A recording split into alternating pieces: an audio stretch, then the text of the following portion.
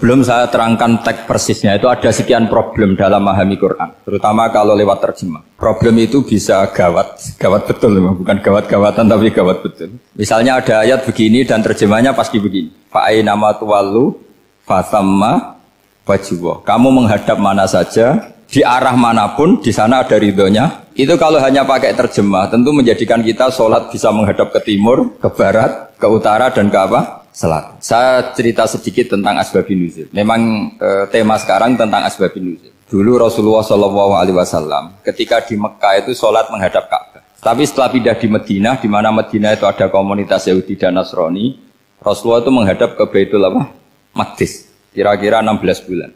16 sampai 17 bulan. Semua riwayat itu kisarannya hanya 16 sampai berapa? 17 bulan. Sehingga orang Yahudi itu bilang begini, Muhammad ini baiklah, meskipun dia membawa agama baru tapi kiblatnya masih ikut kita, masih baik kan. Setelah 16 bulan Nabi diperintahkan Allah untuk menghadap ke Ka'bah. Fawalli wajhaka syatrul Masjidil Haram. Maka orang Yahudi itu berontak. Berontaknya adalah kiblat mereka ditinggalkan. Cara berpikir orang Yahudi itu kiblat mereka ditinggal. Sehingga mereka bilang mawallahum an qiblatihim allati kanu 'alaiha. Apa yang menjadikan umat Islam berpaling dari kiblat Baitul Maqdis. Kemudian mereka provokatif betul. Ini perlu diperjelas. Provokatif. Bilang begini. Inna Muhammadan tahayyara fi dini. Muhammad ini bingung dalam beragama sehingga habis ngomong A ngomong B, habis kiblat Ka'bah, kiblat Baitul Maqdis. Sehingga dalam banyak tarikh disebutkan peristiwa kiblat itu terbanyak melahirkan orang murtad. Orang yang keluar dari Islam gara-gara provokasi orang Yahudi. Muhammad tahayyara fi dini. Muhammad itu bingung dalam menentukan pilihan apa?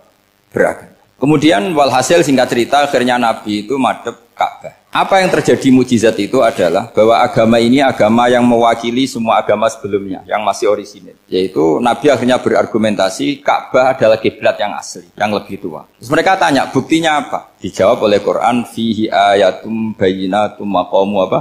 Ibrahim. Ka'bah bukti tertua adalah di situ ada makam Ibrahim. Makam itu jejak kaki. Ya kalau bahasa Indonesia makam itu kuburan. Kalau dalam bahasa Arab makam itu jejak apa? Jejak kaki. Sehingga diketahui oleh sejarah dibuktikan di situ ada jejak kaki siapa? Nabi Ibrahim. Sementara nisbatnya Baitul Maqdis itu adalah kepada Nabi Musa dan Nabi Harun. Yang ini adalah turunan dari Nabi siapa? Ibrahim. Hikmahnya apa? Begini, sebagai bukti bahwa Baitul Maqdis pernah menjadi poros Islam atau poros Tauhid, maka Nabi Muhammad pernah disuruh menghadap ke Baitul Maqdis. Buat inget-ingetan kalau ini pernah menjadi poros apa? Tahu? Tapi tetap tua-tuaan masih tua apa? Nah, kenapa tua Ka'bah tadi? Karena Ibrahim adalah Abul Anbiya, bapak dari para. Dan di situ ada jejak kakinya. Fihi ayatum bayyinatum maqam. Bukti itu belum cukup. Dibuktikan lagi bahwa Ismail kecil itu hidupnya di Ka'bah. Kita tahu sa'i baina Safa wal Marwah adalah karena Siti Hajar sedang mencari apa? Jadi ada bukti sekian, bukti empirik bahwa Ibrahim itu kiblatnya itu Ka'bah, bukan Baitul. Sehingga ada kata-kata fihi ayatum bayyinatum maqamu Ibrahim. Nah, tanpa ngerti asbabun nuzul, kamu akan mengartikan fa'ina ma tuwallu fasamma wajhullah itu salah. Karena di situ kamu menghadap mana saja, maka di situ ada ridhonya Allah. Maka para ulama memberi catatan, maksudnya begini, kamu menghadap kemana saja, asal itu yang diperintahkan Allah, maka di situ ada ridhonya Allah. Harus seperti itu maknanya, disesuaikan dengan konteks asbabun nuzul. Tanpa seperti itu tidak bisa. Dan masih banyak lagi kepentingan tentang asbabun nuzul. Jadi problem sekarang adalah banyak mufassir yang hanya mengartikan dari terjemah. Itu bahaya sekali. Sehingga ada orang yang menikah secara mut'ah. Itu kan mirip kayak transaksi zina. Mereka berdalil famastamta'tum bihi minhunna fa'atuhunna ujurahun. Perempuan yang sudah kamu nikmati yang penting kamu bayar. Terjemahnya seperti itu. Karena ujur itu jamaknya ujroh. Itu fatal sekali. Padahal ayat itu begini, settingannya begini, setting siakul kalamnya atau asbabun nuzulnya begini. Ini sekaligus, memang saya sengaja ngaji dengan tema yang berat, bentuk penghormatan pada yang ngaji. Kalau temanya ringan kan kayak TPG. Begini asbabun nuzulnya begini. Wal muhsanatu minan nisa yang awal juz 5 itu, ya kita santai aja, yang awal juz 5 itu sebetulnya maktuf, diatafkan pada ayat hurrimat alaikum ummahatukum wa banatukum wa akhwatukum wa ammatukum wa kholatukum wa banatul akhi wa banatul ukhti. Jadi perempuan yang haram dinikah itu ada 7. Yang faktor nasab, yaitu siapa? Ibu, putri, saudara putri, bulik dari bapak, amah itu bulik dari bapak, kholah itu bulik dari ibu, keponakan dari saudara lelaki, keponakan dari saudara perempuan. Ini disebut haram karena nasab gen. Kalau orang Jawa bilang hanya 4 karena ngitungnya bulik baik dari bapak maupun ibu. Kalau orang Jawa bilang kan bulik terus keponakan dihitung 1. Padahal ada keponakan dari saudara lelaki, ada keponakan dari saudara apa? Perempuan, wa banatul akhi wa banatul ukhti. Terus kedua, haram karena rodok. Kita tahu dalam hukum Islam rodok adalah sama dengan nasab. Jadi ibu yang pernah menyusui kamu berarti jadi ibu kamu, dan saudara sepenyusuan berarti menjadi saudara kamu. Ini disebut wa ummahatukum allati arda'nakum wa akhwatukum minar rodok. Terus ketiga, haram karena musoharoh, karena besanan. Jadi pagi ini misalnya saya nikah dengan Sri, bilang qabil tu nikaha wa taswijaha bil maril madkur. Setelah nikah dengan Sri ini otomatis ibunya dia menjadi mertua. Otomatis haram saya apa? Nikah. Ini namanya haram karena musoharoh. Atau kamu punya anak Zaid. Zaid pagi ini akad dengan Sri. Berarti Sri adalah menantu Anda. Otomatis haram bagi Anda. Itu namanya haram karena musoharoh, karena bisanan. Itu yang disebut waroba apa haram-haram itu kan saat terus itu wa ummahatun nisaikum, apa ibu dari istri-istri kamu. Memang ini agak jelimet, tapi memang syaratnya mufassir harus biasa jelimet. Jangan hanya nyari partai ayat-ayat untuk kepentingan partai. Wah itu ngeri. Kacau Quran dipakai kampanye. Terus itu berarti sudah 3 kan? Haram karena nasab, karena rodok, haram karena musoharoh. Terus yang keempat ini, haram yang bukan karena sebab pada seorang perempuan, tapi karena istri orang. Disebut wal muhsanatu minan nisa. Haram menikahi perempuan yang masih milik orang lain.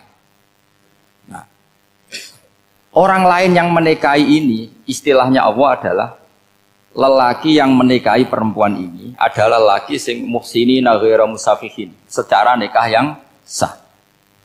Nah, nikah yang sah itu begini dalam hukum fikih Islam. Saya nikah dengan Sri, kalau hanya akad, itu saya wajib bayar mahar hanya separuh. Jadi kalau saya janji bayar 1 miliar, berarti wajib bayar berapa? 500 juta. Kalau janjinya 100 juta, hanya bayar 50 juta. Itu yang wajib bil akdi. Nanti wajib sepenuhnya nunggu bil jima. Kalau sudah hubungan intim baru wajib 100%. Jadi kalau ada di Jawa nikah dengan seperangkat alat sholat itu yang atasannya tok itu wajib karena akad. Nanti bawahnya nunggu setelah hubungan apa? Intim. Nah, ini hukum Quran bukan hukum saya. Makanya kan wa in talaqtumuhunna min qabli an tamassuhunna, saat terus fanis suma faradtum, hanya wajib bayar setengah. Nah perempuan yang sudah diajak hubungan intim itu kata Allah fa'atuhunna ujurahun, maka wajib kamu bayar penuh. Jadi ayat itu tentang perempuan yang sudah dinikah, kita harus bayar berapa? Harus bayar penuh. Ini penting saya utarakan. Nah, problem kita sebagai orang Indonesia, ini juga problem Pak On, problem semua kiai. Mahar di Indonesia itu nggak bisa dibahas di Quran. Karena keterlaluan, kecilnya itu keterlaluan. Saya ini kan kiai, sering ngakatkan tuh sampai bosan, seperangkat alat sholat. Itu ngawur sekali, ini mbak-mbak harus nggak mau gitu. Saya provokasi minimal itu ya berapa? 100 juta berapa? Pantasnya berapa? Pantasnya berapa? 10 gram itu berapa nilainya? Kan 1 gram 500.000, baru 5. Ya sudah mendingan itu 10 gram. Quran itu bayangannya gini, sambil latihan, yang hafal-hafal biar latihan. Jangan dapat beasiswa karena hafal tapi nggak jelas juntrungannya. Quran itu bayangannya gini, ini nggak mungkin Quran ini bisa dibaca di Jawa. Wa in aradtum istibdala zawji makana zawji wa ataitum ihdahunna qintaran fala ta'khudhu minhu syai'a. Jika kamu nikah sama seorang perempuan, kemudian kamu cerai, maka mahar yang sudah kamu berikan jangan ambil lagi. Karena mahar di Arab itu mahal 100 juta, kadang mobil Alphard, kadang GMC. Sehingga setelah menceraikan tuh kebayang menarik. Kok enak dulu saya memberikan itu kan karena dapat servisnya. Sekarang sudah saya cerai, saya tarik. Kalau mahar di Indonesia kan seperangkat alat sholat. Jadi gak kebayang ada kalimat fala ta'khudhu minhu syai'a, jangan ambil lagi. Kebayang ngambil aja enggak? Apalagi kalau nikahnya sudah 2 tahun kan sudah lusuh, sudah. Tapi kalau di Arab itu kebayang karena mahal. Makanya orang Arab suka nikah orang Indonesia karena murah. Jadi bahasa kintoron tuh harta yang nggak ternilai. Wa ataitum ihdahunna kintoron. Kok yang nggak ternilai? Mahal betul. Itu pernah saya hitung, ada yang mahar itu 400 juta. Ya sekira segitu. Nah, makanya setelah dicerai Allah memperingatkan setelah kamu kasihkan ya jangan minta lagi. Kenapa kepikiran minta? Karena jumlahnya besar. Kalau di Indonesia kepikiran nggak minta, nggak kepikiran, saking kecilnya. Seperangkat alat sholat, kadang 1 juta. 1 juta itu setelah hubungan intim, sebelumnya yang wajib hanya 500. Itu kan nggak kebayang. Makanya susah ngartikan Quran di Indonesia, kadang susah, karena kadang terlalu. Itu pernah Sayyidina Umar radhiyallahu anhu pernah bilang begini. Wahai para perempuan, mahar itu jangan mahal-mahal. Kasihan para lelaki. Itu ada perempuan alimah ya, orangnya alim betul. Meskipun nggak pernah sekolah di UI, tapi alim itu. Itu usul langsung gini, ya Amirul Mukminin, laisa dzalika laka ya Amirul Mukminin. Waqad qala ta'ala wa atitum ihdahunna qintaran. Kamu hanya seorang Amirul Mukminin, tidak berhak bikin aturan pembatasan mahar. Allah saja tidak batasi. Kenapa kamu batasi? Sehingga dulu yang namanya nikahnya Sulaiman Agung atau Jamaluddin siapa Ratu Agung, kalau hadiah ya sampai tas mahal itu. Ini kan dari bahasa Arab mumtaz mahal. Mumtaz itu istimewa, mahal itu dia punya istri yang sangat dicintai, dikasih hadiah mumtaz mahal. Terus ilat Jawa jadi apa?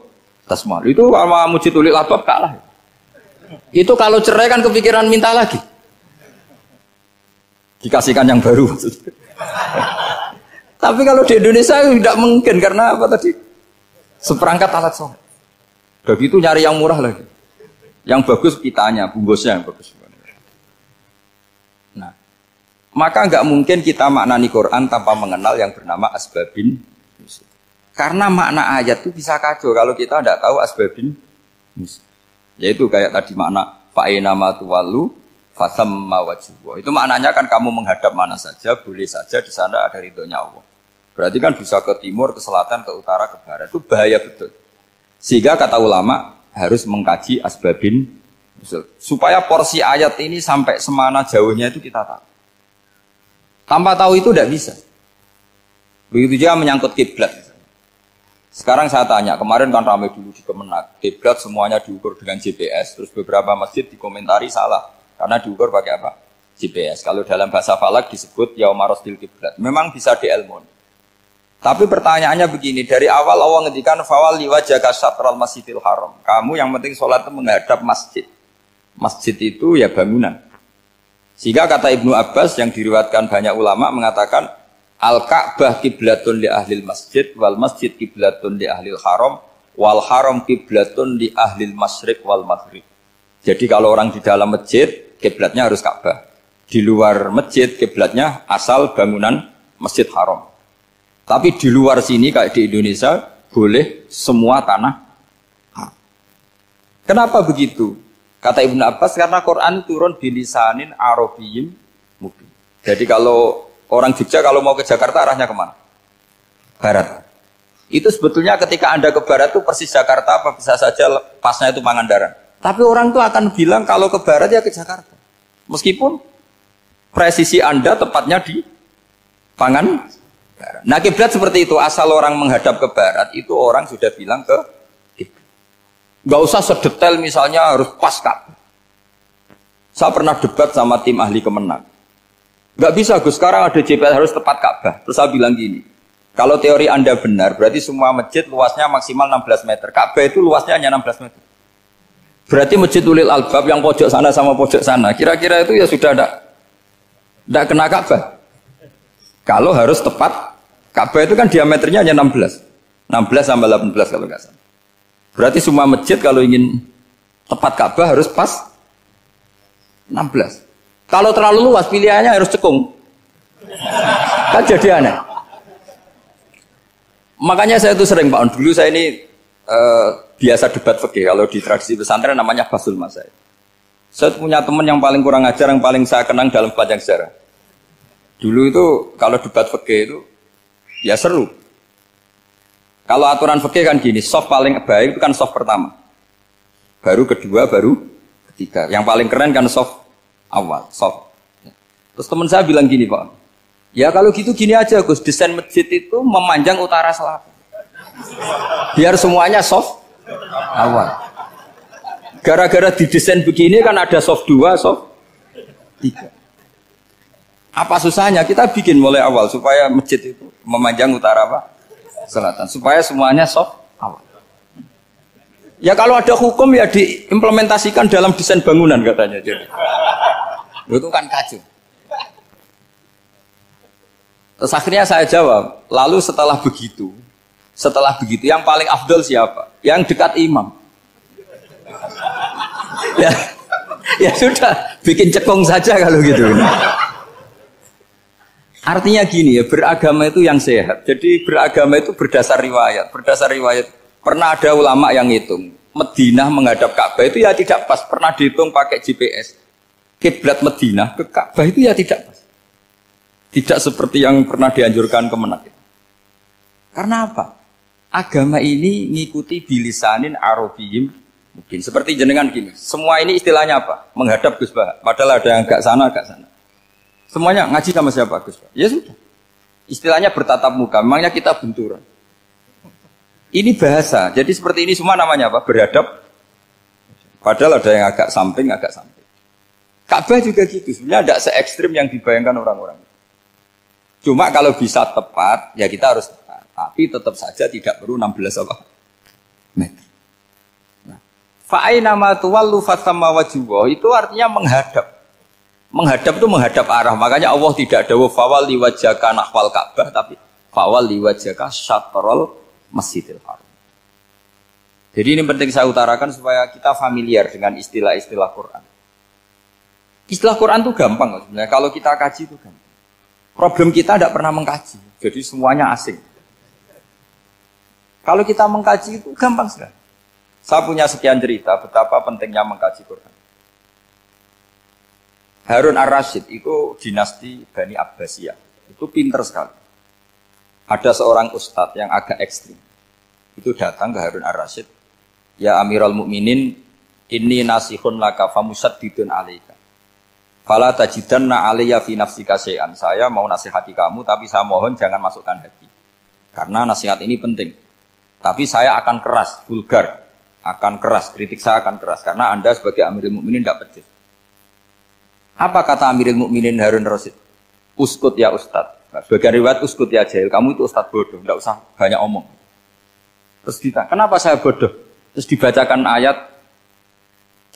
ayat faqula lahu qaulal layyina la'allahu yatadzakkaru aw yakhsha. Inna Allaha ta'ala qad arsala man huwa khairun minka ila man huwa syarrun minni. Wa ma'a dzalika qala ta'ala faqula lahu qaulal layyina. Allah pernah menugaskan seorang yang lebih baik ketimbang kamu, yaitu Musa dan Harun. Musa dan Harun adalah seorang nabi. Kepada orang yang lebih buruk ketimbang saya, yaitu Fir'aun. Itu saja etikanya faqula lahu qaulal layinan. Kamu kalau ngomong yang halus, yang baik, yang berperadaban, kok kamu sama saya mau kasar? Akhirnya ustadznya ternyata pinter kamu, ya pinter aku. Jadi semudah itu. Allah itu menugaskan orang yang lebih baik ketimbang kamu, yaitu Nabi Musa. Kepada orang yang lebih buruk ketimbang saya, yaitu Fir'aun. Itu saja ada etikanya. Kok kamu sama saya mau tambah etika? Mau main kasar hanya karena kamu merasa nasihat Anda benar? Jadi gampang sekali memahami Quran. Tapi lagi-lagi memang bagi ahlinya. Tapi ini saya bantu supaya sampean jadi ahli apa? Quran. Meskipun ngajinya sebulan sekali. Sudah sebulan sekali tidak punya kitabnya. Sudah. Jadi ulama dulu kalau belajar Quran itu gampang sekali. Saya berkali-kali cerita. Yang kitab saya baca di rektorat namanya Syajaratul Ma'arif. Itu kalau cerita bikin judul itu enak sekali. Babuna fil ibad bikullil bilad. Bab seseorang di mana saja hidupnya harus bermanfaat. Terus dalilnya itu hanya mengutip makalahnya Nabi Isa, wa ja'alani mubarakan ainama kuntu. Ciri utama seorang nabi apa? Saya di mana-mana adanya berkahi orang lain. Jadi berkah bagi orang lain. Maksudnya tidak jadi problem bagi orang lain. Artinya kamu hidup entah di Jogja seperti Pak Ono orang Jember, saya orang Rembang. Hidup di Jogja manfaat, di Jember ya manfaat, di mana-mana manfaat. Saya pernah di Korea seminggu ya manfaat. Saudara kita TKI yang di Korea ya manfaat, di sana bikin masjid, bikin apa. Karena ngendikane Allah menceritakan Nabi Isa siapa? Wa ja'alani mubarakan ainama kuntu. Saya adalah orang yang di mana-mana berkah. Artinya manusia eksistensinya harus seperti itu, hidup di mana saja berkah. Gampang sekali memahami Quran. Pernah Imam Syafi'i ditanya, kalau kamu nggak kehilangan air atau nggak ada air di satu daerah, cari-cari dulu sampai nggak ketemu. Setelah nggak ketemu air, baru kamu boleh tayam. Imam Syafi'i ditanya, apa dalilnya harus mencari dulu? Kalau nggak ada air ya langsung tayamum saja. Kenapa harus nyari-nyari dulu? Jawabnya Imam Syafi'i itu gampang sekali. Qala ta'ala falam tajidu ma'an. Kemudian kamu tidak menemukan air. Di mana-mana tidak menemukan setelah mencari. Kalau belum mencari namanya tidak tahu. Kan ayatnya kan falam tajidu ma'an. Kemudian kamu tidak menemukan air. Tidak menemukan tuh nyari dulu apa langsung ambil sikap?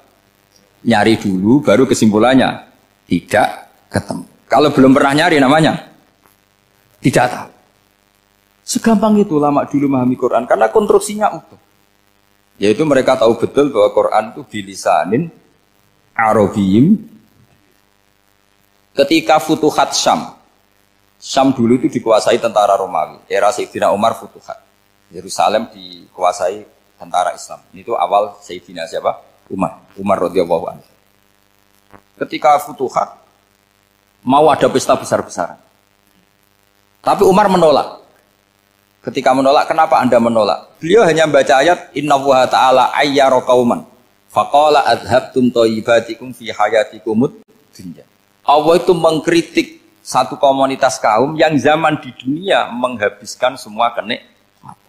Maka kita tidak perlu syukuran besar-besaran. Jangan-jangan jatah kita di akhirat kita habiskan di dunia. Itu adhabtum thayyibatikum fi hayatikumud.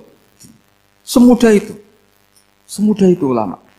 Rasulullah pernah dahar, pernah makan. Makan karena 3 hari gak makan, cara di Indonesia gak makan nasi, gak makan daging, sudah lama sekali. 3 hari Nabi itu hanya makan kurma dan air putih. Pernah Nabi gak makan roti sampai 3 hari. Kalau Indonesia mungkin gak makan nasi.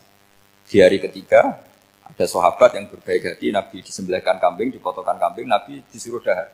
Itu baru dahar setengah piring, Nabi berhenti.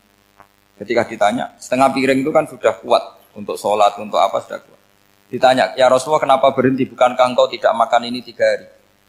Nabi menjawab, walatus alunna yawma idzin anin naim. Semua nikmat yang saya rasakan nanti ada pertanggungjawabannya. Makanya saya tidak ingin banyak-banyak. Wah itu kalau diterapkan di sini nggak populer. Makanya saya tahu gayanya ngaji Quran itu nggak siap dengan konsep-konsep Quran ini. Jadi segampang itu orang dulu.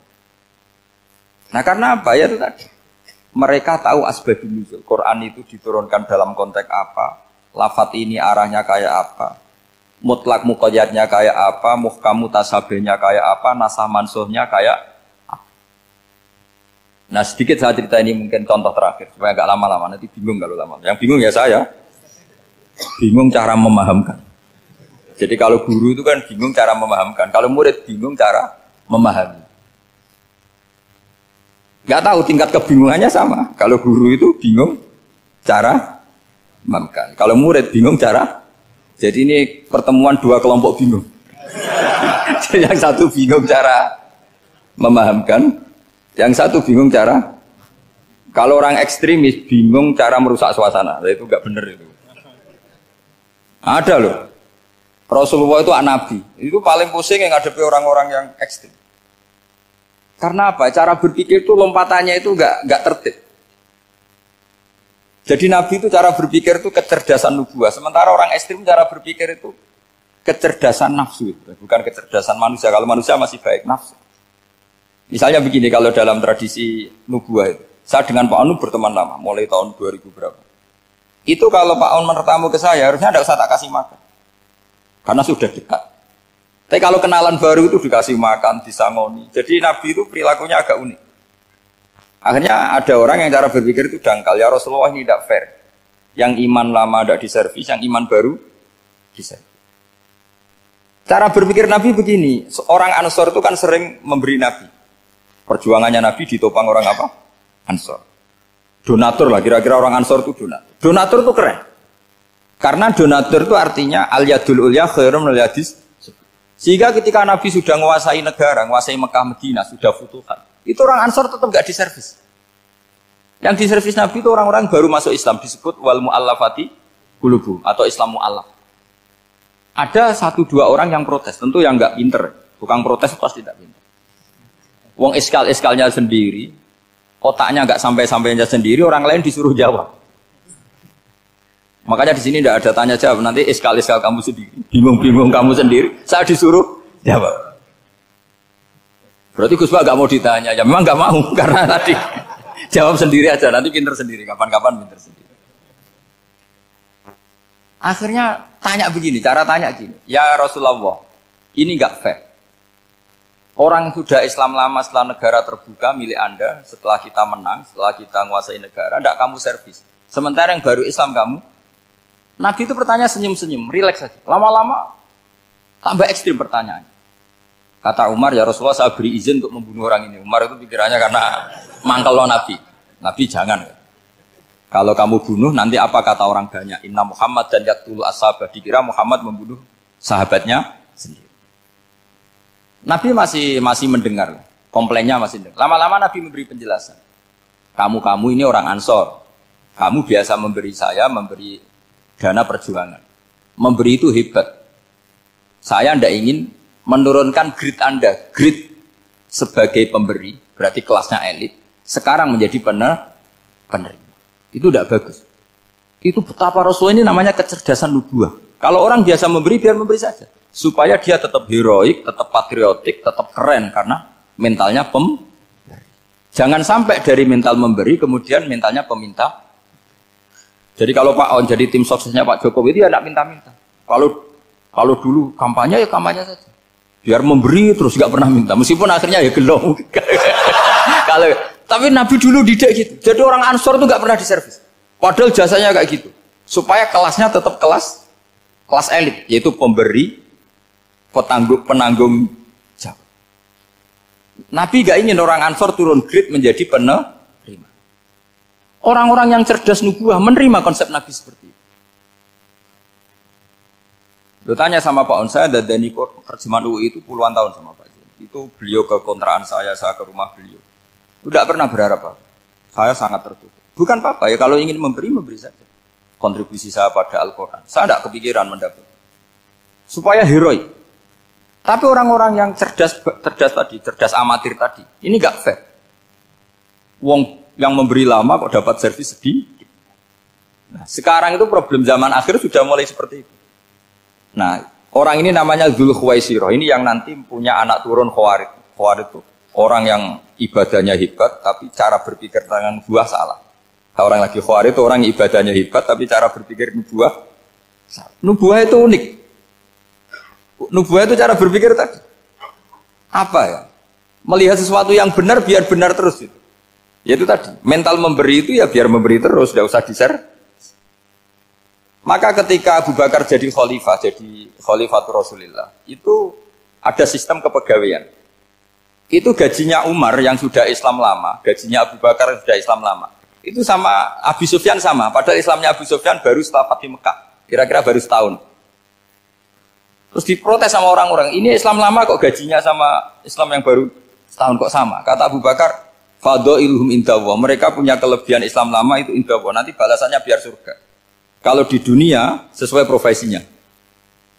Artinya profesi kalau penjaga kantor ya berapa, kalau dosen berapa, pokoknya ya sudah. Dan itu diterima oleh sahabat. Semuanya menerima konsep itu. Era Umar agak dibalik. Abu Sufyan kira-kira gajinya 1 juta, yang lainnya yang menangi Nabi mulai awal gajinya 10 juta. Ditanya, ya Umar, kenapa ini jadi rubah seperti kebijakan Abu Bakar, tidak seperti Abu Bakar? Jawabnya Umar lucu. Fa la usawwi baina man qatala Rasulullah wa baina man qatala ma'a Rasulillah. Demi Allah saya tidak akan pernah menyamakan orang yang dulu merangi Rasulullah yaitu Abu Sufyan dengan orang sing selawase dari Rasulullah yaitu Sayyidina Ali dan sebagainya. Ini penting. Artinya ketika gajinya orang saya seperti Ali radhiyallahu anhu itu tinggi itu bukan karena lamanya Islam, tapi karena lamanya iman. Jadi mulai dulu ijtihad itu ada dan dulu dia biasa saja. Karena tadi ada kecerdasan nubuwah. Saya ulang lagi, ada kecerdasan apa? Sekarang itu kecerdasan tomak atau kecerdasan nafsu. Itu kalau sampai ngaji kitab tasawuf, itu bab bakhil itu tidak ada. Menurut kitab tasawuf, medit itu tidak ada, kikir itu tidak ada. Yang ada itu tomak. Tomak itu berharap dikasih orang lain. Sampai pernah nggak bilang kalau artis-artis di Jakarta kikir? Tidak pernah kan? Karena kamu tidak pernah ingin diberi. Tapi kalau kamu punya pacar karena kenal tidak pernah ditraktir, oh pacar saya kikir. Karena kamu ingin diberi. Pernah nggak kamu hukumi orang lain kikir yang nggak kenal? Padahal tidak pernah memberi kamu. Apa kak? Karena kamu tidak pernah ini. Coba sekarang kamu saya tanya, ini latihan cerdas. Definisi kikir itu apa tuh Pak? Nggak pernah memberi kamu kan? Artis-artis Jakarta, tokoh-tokoh nasional pernah nggak memberi kamu? Enggak kan? Tapi tidak pernah kamu vonis kikir karena kamu tidak pernah tomak. Tapi pacar kamu, kok amin ditraktir terus, atau istri kamu, atau mertua kamu, kok tidak ngasih warisan, kamu bilang kikir enggak? Sebabnya kikir betul apa karena kamu tomak, berharap? Tomak. Maka di kitab tasawuf itu enggak ada bab kikir, yang ada bab tomak. Karena asal usul menvonis orang kikir itu karena tamak. Maka jangan banyak kenal orang, nanti banyak hukum kamu kan. Sombong juga gitu, di tasawuf itu gak ada bab sombong. Karena orang hukumi orang lain sombong itu karena kamu ingin dihormati. Ada orang gak kenal, terus lewat saja gak tanya kamu bilang sombong enggak? Enggak kan? Tapi kalau kenal, oh sombong betul, kenal gak tanya kan gitu. Jadi tasawuf itu sisi unik dari khazanah Islam. Makanya di tasawuf itu gak ada kritik terhadap kikir. Ya tentu kikir itu buruk, pasti ya kikir itu buruk. Tapi gak perlu dikritik, jangan-jangan yang salah kamu. Kenal Pak On di PPAI terus ingin jadi sekretarisnya, terus ingin kenal Pak Jokowi ingin jadi menterinya, nanti kenal rektor ingin jadi pegawainya. Ketika gak diturutin bilang Pak Rektor kikir. Tapi orang lain ya kak pernah berharap, mungkin gak menvonis Pak Rektor atau Pak On ini kikir, enggak kan? Berarti vonis kikir itu status orang itu apa gak kesampaian niat kamu? Memang agak jelimet ilmu tasawuf itu, tapi itu unik, itu bagian dari khazanah apa? Islam. Makanya Rasulullah itu sering isti'adah minta perlindungan wa min toma'in fi ghairi matma'in. Ya Allah, saya tidak ingin berkeinginan yang tidak layak. Karena semua dunia ini dimulai dari keinginan. Coba kamu protes negara itu karena apa? Ingin makmur, sejahtera tanpa kerja, sehingga nyalakan menteri keuangan, menteri ini itu. Makanya kalau guyonannya ulama tasawuf gini, tak beri bocoran. Guyonannya orang tasawuf, begini guyonannya. Anta lam tajid min nafsika kullama turid fa kaifa turidu min ghairika kullama turid. Kamu yang punya keinginan saja tidak bisa memenuhi apa yang kamu inginkan. Kenapa keinginan itu kamu timpakan ke orang lain untuk memenuhi kamu? Wong kamu yang punya keinginan saja tidak bisa mewujudkan. Kenapa keinginan Anda kamu timpakan, bebankan orang lain untuk memenuhi keinginan Anda? Misalnya kamu, Gus saya ini goblok, tolong pinterkan. Wong kamu yang ini saja tidak bisa. Kok menyuruh saya? Jadi kalau tiap tasawuf itu unik. Seperti kamu mencintai istri tulen, itu ingin kan dicintai istri tulen. Kamu sendiri kan nggak bisa cinta tulen, masih pelengahan sana sini. Kamu pacaran, ingin pacar kamu setia. Ternyata kamu bikin sekian alternatif. Kalau putus ini punya ini, putus ini. Tapi kamu ingin ini setia, kan nggak fair. Makanya guyonanya orang tasawuf itu, anta lam tajid min nafsika kullama turid, fa kaifa turidu min ghairika kullama turid. Gampang tuh apalane, pokoknya ratrit gitu aja gampang. Jadi kamu yang punya keinginan saja tidak bisa memenuhi. Kok orang lain disuruh memenuhi. Sehingga orang tasawuf itu malu betul. Misalnya saya kok ingin Pak On takdim sama saya itu kurang pegawaian. Kalau saya ingin ditakdimi saya menakdimi diri saya sendiri. Makanya berbahagialah orang yang ngilu terus saya ganteng sendiri ya Allah. Saya kaya sendiri. Menunggu orang lain bilang kamu kaya itu repot. Menunggu orang lain bilang kamu hebat itu, ya sudah bilang aja ya Allah saya hebat, ya Allah saya ganteng, ya Allah saya cantik. Daripada menunggu orang lain bilang apa? Cantik. Jadi ilmu tasawuf itu unik. Jadi kalau fikih itu yang dikritik itu kikir. Kalau tasawuf enggak toma. Karena orang yang kamu vonis kikir itu jangan-jangan tidak kikir tapi mementingkan yang lebih penting.